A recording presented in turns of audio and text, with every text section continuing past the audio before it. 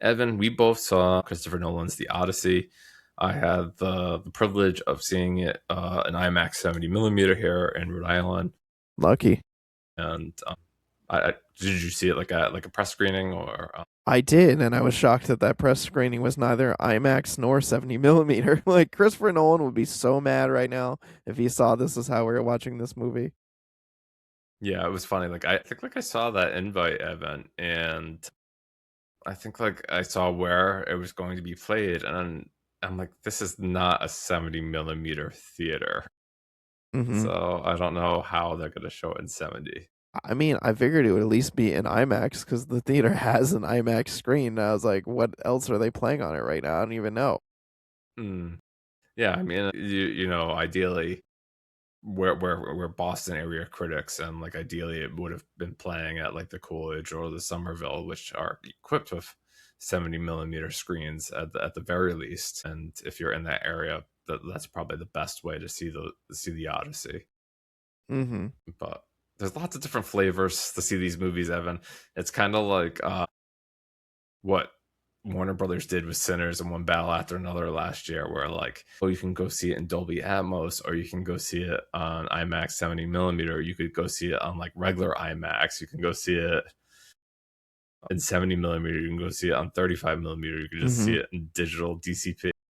Yeah, I saw Letterbox was doing some type of like Yeah. contest where they have like a digital punch card situation. It was like just log all the different ways you've seen the Odyssey to enter some like contest to win the screenplay for it. And make no doubt, it is like a long movie, hmm but it is not impossibly long. I saw like the Atlantic post something about it, Evan, and then we'll go into the movie. That they like some of the younger generation are saying that movies are too long and they're having trouble sitting through it. And I'm just like, this movie isn't really that long.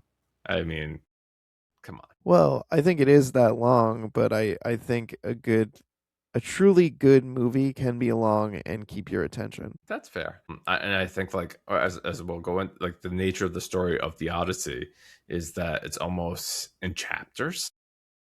hmm The movie plays like that too. So it's like if one chapter isn't to your liking, maybe the next one will be.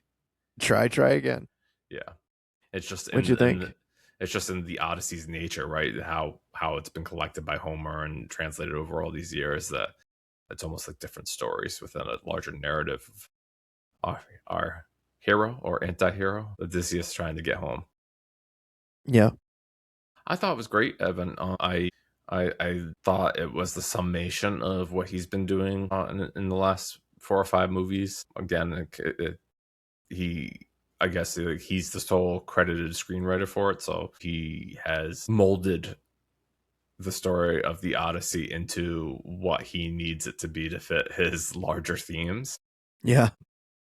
I say like the story of guys trying to get back to their children, like if like Interstellar, like through impossible odds, or like any like the seafaring stuff that was in Dunkirk, or impossible odds. So of course, like in his Oscar-winning movie Oppenheimer, where Oppenheimer has to kind of deal with the aftermath of his great accomplishment, and hmm that is probably the biggest change in the material, Evan, in my opinion, where like they really make Odysseus contemplate his role in the fall of Troy. hmm Yeah, for sure. That's something I definitely was. I mean, like, I'm be honest. I never read the Odyssey. I'm familiar with the Iliad, but I'm not super familiar with like Greek mythology and like Greek storytelling of the era.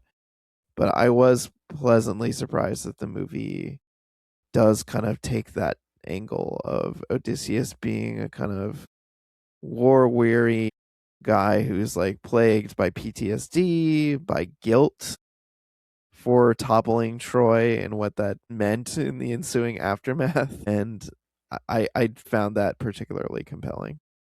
Yeah, and it's funny like how much of from what I've read that the Iliad is and stuff about the sacking of Troy is not in the Odyssey. The Odyssey is like the actual epic poems itself is very much concerned with just the aftermath and Mm. Odysseus getting home and his wife Penelope entertaining over 100 suitors and like having to deal with their constant advances and wanting to become king in Odysseus's absence. Yeah. But to actually show like, this big Trojan horse and show the guys getting in the horse and like their commitment to getting into Troy, I thought that was Yeah. like all really compelling stuff. Super compelling when John Bernthal's character is like recounting what they're doing. You almost like feel like you're sitting in the horse with them. Like Hmm. they show like them inside and the almost having people drowning and sweat, and he's talking about the sweat and feces and stuff, and they're just like, oh my god, it sounds so gnarly. Yeah. No, it was a really great description, and critic Matt Zoller Zeiss really highlighted that in his review of the Odyssey, and I was like, oh, I'm glad that he did because yeah, I thought that all that stuff is really compelling. I guess like one of the things that I thought was like odd casting is this idea of Tom Holland still being like a young boy.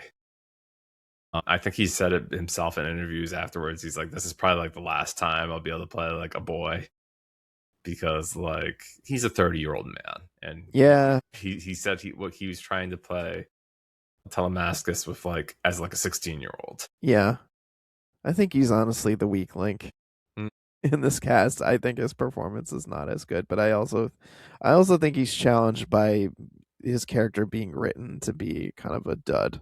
yeah, Like he's supposed to be like kind of a wimp, right? Because you're supposed to like see him kind of try to come into his own, but that to me, that journey kind of ranked false as like one of the things I was like, I don't think the movie did a good job with this. yeah, and I don't know if so much like sometimes with this Evan, you're like kind of tied to whatever the source material gives you. Mm-hmm. I I thought like some people were like, oh yeah, Robert Pattinson did really good because he's really swarmy, but I'm like, I don't know, like I thought like there was other like supporting performances that were more memorable to me. Like Interesting. I really liked Himish Patel as Matt Damon's second on the boat on the journey. Yeah, he was great. I really feel like he's almost like the emotion or the face of the crew because Yeah. whenever it goes back to showing the feelings of the crew going through this like trial and tribulations, they go back to him and try to get his feeling on the moment. So Mm-hmm. I feel like him as like a cipher for the entire crew is really important to the success of that. Yeah, for sure. I mean, I think if you've heard this show, you heard me talking about movies, you probably know that I'm no fan of a long movie, but I will say that this movie falls into the category I mentioned earlier, where it's long, but it holds the attention. For me, it did hold my attention, and I did not feel the substantial length of it in ways that I might have if it was another movie. I know I was like super not looking forward to watching it. I was like, oh, it's almost 3 hours. Kill me now. And then I sat down and watched it. I was like, oh, that was actually really good. It did Yeah. hold my attention. I did think it was well done on a lot of levels. I think. Go ahead, Max. What were you gonna say? Did you think the Cersei witch stuff was really gnarly? Like I Oh was like my god. I was telling Yes, I was. Shannon, I was telling Shannon, it Yeah, was like a scary, Spirited Away prologue. yeah, absolutely. That was definitely one of the gnarlier parts of the movie. I mean, Samantha Morton, I've always really liked her, but she freaking blew it out of the water in this like, yeah, like scenes that she's in. And yeah, the transformation of the men into the pigs is like probably one of the most disgusting things I've ever witnessed in a movie before. It's just so gross with all like the sounds of people like chewing their food and grunting and like, oh my god, it was yuck. But I mean, it stuck in. It was like burned into my brain. Yeah. I mean, the performances are really great. The cast is really great. For me, I think all of the supernatural elements also seem to fit in pretty well. Like they all kind of work and are believable to me. I was the most blown away though by the score of the movie by Ludwig Göransson. And prior to this, my favorite score from this year was the score for Mando and Grogu, which is also Ludwig Yeah. Göransson. So I was like, wow, now I saw this one. this score is excellent. I'm like, I can't decide which one I like more, but this one might have edged out Mando and Grogu, which I was like surprised and didn't think would happen. But it would make sense that Ludwig Göransson could unseat himself in this race. Yeah, he's an incredible composer. I mentioned some as much as in my review of the movie. He's won Oscars for his soundtracks for Black Panther, Sinners, and Oppenheimer. So a great composer, and Yeah, it's really fascinating what they've decided to do for the score of the Odyssey. They use a lot of chant, a lot of voice to carry like the harmonies and melodies of the music, and as well as like trying to recreate instruments that would have been used during that time period. yeah. It's also just it's very intense and it amplifies the action scenes. Like I described this movie as dirty, dangerous, and chaotic. And there's so many scenes where it feels very chaotic. Everyone's like really like in the like grossness of everything, and there's just so much like danger and like men are getting killed left and right. Like the scene where they come upon those like armored giants Mm-hmm. is probably like one of the most, if not the most terrifying section of the movie, where it's like all of a sudden they just descend on them and are just like massacring Odysseus's men. Yeah, they And just they like just barely get away with their lives, like the few of them that do get away. they just do not have a good time of it. They're like, here's another island. Let's see what's here, and they Yeah, get annihilated. yeah, I mean, and I respect that the movie portrays how Odysseus as a leader plays pretty fast and loose with his decision making and people's lives, and how that does haunt him many years later, as it should, because he's pretty freaking reckless with his men and their lives. Well, yeah, I mean, like early on their voyage, or right after they're supposed to leave Troy, they're like, "Oh, if we follow this other guy, that's the way home." And he's like, "Nah, let's go the other way and like Yeah, just see like what's out there." let's like fuck around. And you're like, that's not gonna work out well.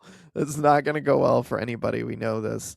What did you think of the decision to have Benny Safdie play King Agamemnon, but to like never really show his face?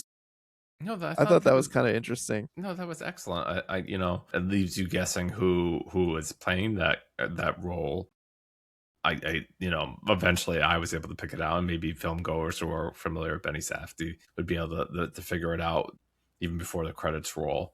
But no, I kudos to him for like not putting up a big stink about like not having his face in a movie this big. Because like, oh yeah, he could have been like, yeah, I I deserve to have my face seen in a movie like this, and but maybe it was more powerful just to have this like faceless guy. Yeah, I think it definitely added an air of intrigue around him. And I actually really like Benny Safdie as an actor. I think he's quite versatile, and I like seeing him when he shows up as an actor. I mean, I like his directing, but I also really like him as an actor, and I think he has a lot of range, which I've been really pleasantly surprised by the more things I see him in. Like, oh, it's just like so totally different, like in various different like roles that I see him in.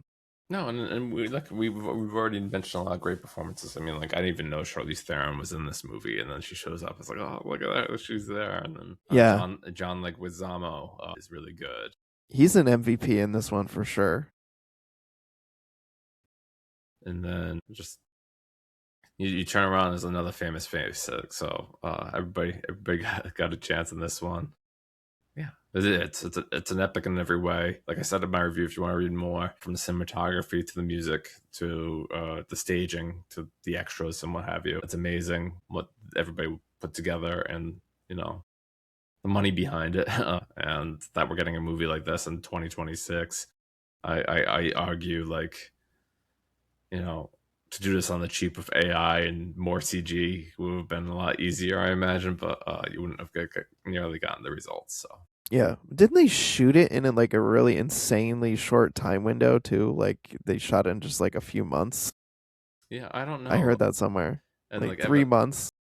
Evan, I pointed out like they use these like IMAX cameras for like the whole movie, because the whole movie is in 70 millimeter IMAX when you see it in that format.